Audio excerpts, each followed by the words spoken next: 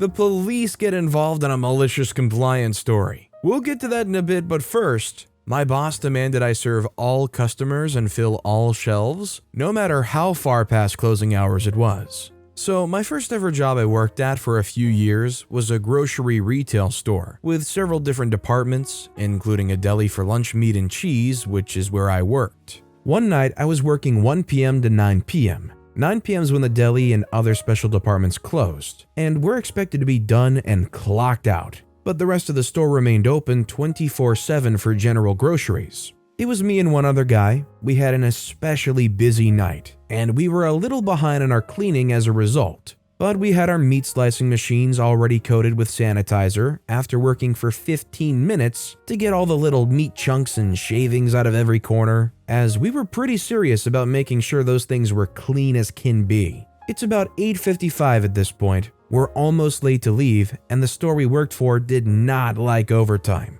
If you were getting any amount of overtime, you would get chewed out the next day for it, even for a little amount. A woman walks up to the counter and starts looking through the product, as we had a glass case filled with a bunch of types of our lunch meats, pre-sliced and ready to go for bagging up. She looks at one and says, "I want this turkey right here, but I want it freshly sliced." I of course looked at my coworker, and we both can see the 2 slicers we have are still covered in the sanitizer we use and are drying. As per the food safety protocol written on the bottle, it says to allow 20 to 30 minutes minimum for the sanitizer to dry after application.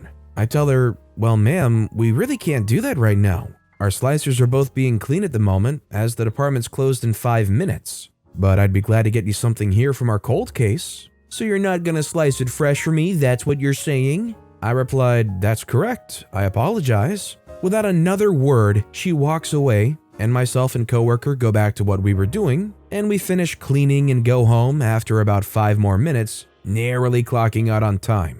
Fast forward 2 days later, me and the same coworker come in and start getting to work like a normal day. About 3 p.m., 2 hours into my shift, I personally get called into the head honcho's office, the store director as they're titled. I think nothing of it and head on upstairs and go inside the office and sit down. The store director hands me a piece of paper and says, "Tell me what caused this." I look at the paper and it's a printed out screenshot of a Google review for our store, 1 star out of 5, and a full paragraph from that lady from 2 nights before complaining that she didn't get her freshly sliced meat from the rude employee, and then described specifically me. I explained exactly what happened 2 nights prior, as clearly as I'm typing it out here. The director is getting heated and begins to cut me off while I'm speaking, asking, "Why would slicers be covered in sanitizer at 8:55? You're scheduled to work until 9 p.m. I said, "Yes, I am, but seeing as I'm constantly being reminded not to get any overtime, I usually start cleaning them around 8:30. The director gets even more upset and raises her voice. "I don't care, that's not how it works. If you have a customer, you serve them. And you better start making sure those shelves are filled before you leave, or you won't be working here anymore. Now get out." I'm pretty salty at this point. I go back down to the department and my coworker asked what happened, and I told him. He says, "So they want everything done before we leave?" I said, "Yep." And without another word, he knew what we needed to do. 9 p.m. hits as usual, and our shelves are at the usual standard of half full. But seeing as we've been given a new standard, we decided to stay and make sure we did what I was instructed to do. We spent the next several hours past closing time slicing and slicing and slicing until every tray of meat and cheese was full. We had plastic totes in the big fridge full of cheese that we sliced that were wrapped up in half-pound blocks for ease of sale. So we decided to fill that tub over the brim with every single type of cheese we had available. We cut up around 70 pounds of cheese and wrapped it up in the fridge. We also had a Subway-style sandwich counter where we made sandwiches to order and also pre-made on the shelves for sale. We made double the usual amount of sandwiches and filled the shelves as per requested. Not a single shelf had a single empty spot on it by the time we were done. After every single possible item and shelf was as full as could be, we finally started to clean and close. It was around 3 a.m. when we finally left. The department opens at 5 a.m. We were exhausted, but our spiteful overtime venture made us feel pretty good. We got about 6 hours overtime in. They hated anyone even getting 5 to 10 minutes of overtime. We both came in the next day at 1 p.m. as usual, expecting complete retaliation. But nope. Instead, our department manager of the deli kind of saunters over to us and says, "Hey, you should be good to start cleaning at 8:30 like usual." I think she, the director, got the point you made. Normally, overtime would be asked to be taken care of by clocking out for lunches or coming in later than usual, but they let us keep all 6 hours of that overtime. They never said anything to us about overtime again after that. I accepted a job that paid almost double about 6 months after this incident and never ever went back to retail heck. I mean, I don't know what this manager's really expecting here. You've gotta close at some point, but you want them to fulfill orders up to the very last second? Also, hi, I'm Steven, and if you enjoy awesome stories of malicious compliance, why not hit that subscribe button down below? That said, our next story is, we're going to court? Okay. The setting, United States, Northern Neck of Virginia. The situation, bought land and built a house on it. Back when my wife and I were much more newlywed than we are now, we hired ourselves an architect and went whole hog on having our cozy little dream home designed. While this was being done, we went shopping around for a parcel of land on which to have it built, which went quickly and easily, and we even got a pretty nice deal on a half-acre lot that was just far enough back in the sticks for us to be happy, but close enough to our jobs that it wasn't much of a commute. Best part of all? No homeowners association. There weren't any active back in that area because, point blank, it was full of poor people back there. Dirt poor country types and working poor wage slave types. We made very sure with our lawyer that no previous owner had ever had the title amended to allow for any HOA nonsense as well, because that's a thing some real estate developers like to do. They'll buy up a property, get the title amended to force the membership of that property into a local HOA that they'll usually operate or are in cahoots with those that do, and then resell it with that as a new requirement for any prospective buyer to automatically agree to when they sign the title. Fast forward to August of 2019, COVID was just around the corner, but nobody knew that yet. Everything was that which passes for normal out in those parts, and my wife and I had since moved to a different location, but retained that property as one of our various rentals. It was our dream home for several years, and we loved that place. Moving was tough. It was a good neighborhood out there, and folks were very welcoming. Then a company that's totally not named Ryan Homes or anything even similar came in and spent some years buying everything up back there that got the market and pressuring folks into selling, which worked out for them only too well. And of course, they gentrified everything. For 3 years and some change, there were massive amounts of the old being torn down and hauled out, and the new being built up and sold. The HOA was built right in because of course it was. Folks with enough money to throw down on crappily built houses that looked nice from the front moved in 1 by 1 and 2 by 2. Property values in the area skyrocketed. Property taxes skyrocketed right along with them, and more of the less poor people were forced to sell because they got taxed out of their own homes. My wife and I knew what was coming from the get-go. We knew those dinguses from totally not Ryan Homes were going to come sniffing around our way, not to try to buy us out, but to see if they could finagle, schmooze, or threaten us into joining the HOA they were installing. It was inevitable. Lots of information is public record. They knew we had money. They knew we were living below our means by 2 orders of magnitude. They knew we clearly meant to be exactly where we were because we sure didn't have to be. They knew they didn't have a snowflake's hope and heck of pricing us out on taxes, so they tried nagging us to death and coming right up to the line on harassment, always to talk to us about joining the HOA.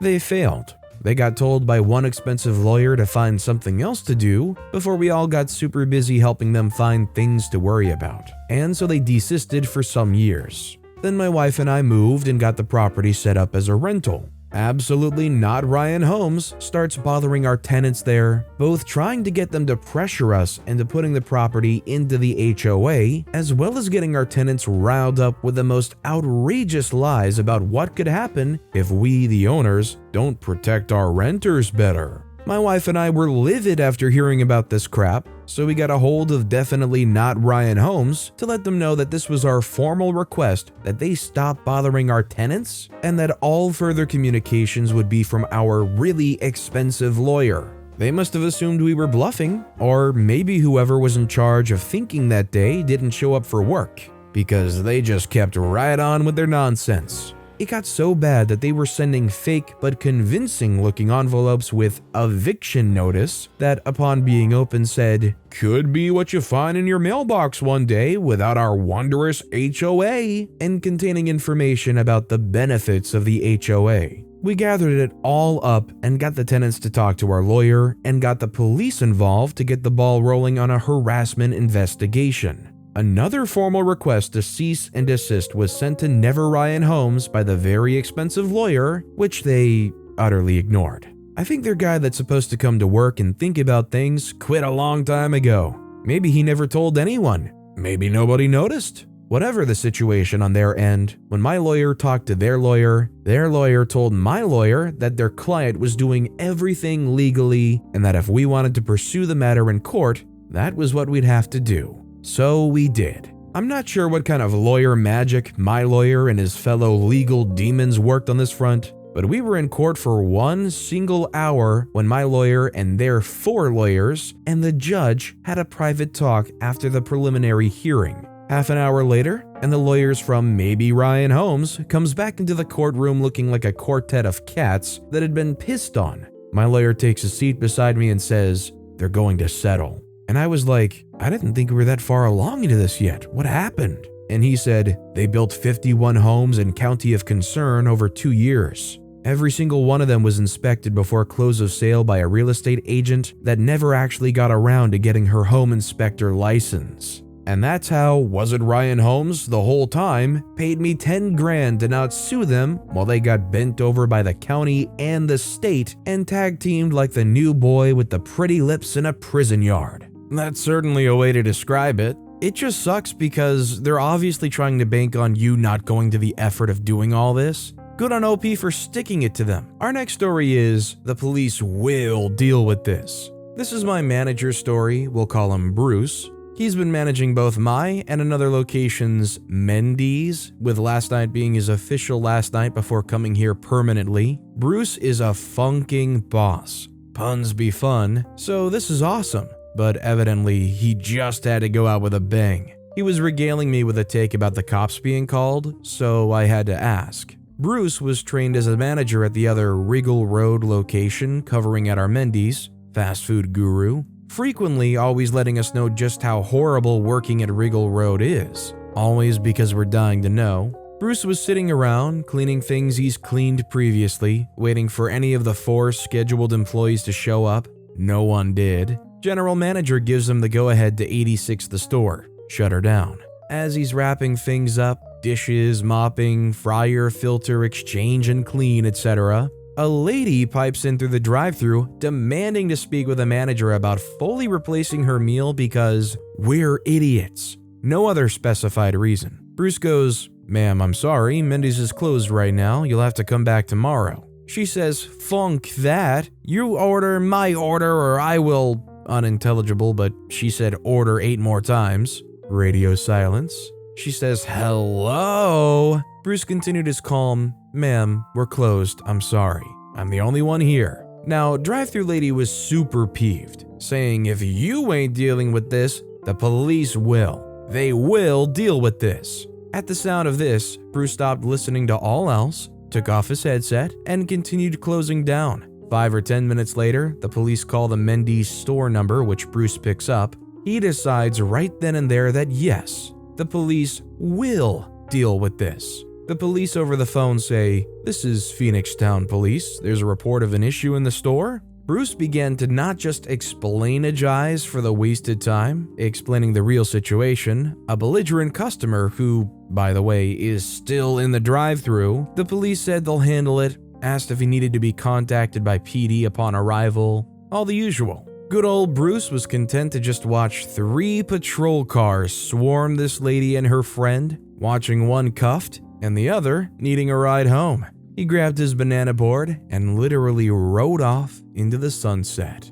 Bruce acted maliciously because he was familiar with this lady, based almost solely on the use of the word idiot. And when talking with the cops, he could have answered it saying it was a misunderstanding and a non-issue. He knew she was relentless. He knew she had a face for radio. He bet the over on the fact that this lady would be hauled off if the cops actually came. I feel like this is any retail or fast food worker's dream. Some awful belligerent customer gets hauled off by the cops. I hope they move the car out of the drive-thru though. But with that being said, that's all the time we have for today. Now, if you want to hear another absolutely awesome story of malicious compliance, check out that video on the left. Or if you missed my latest video, check out that video on the right. That said, I'll see you all next time with some more stories.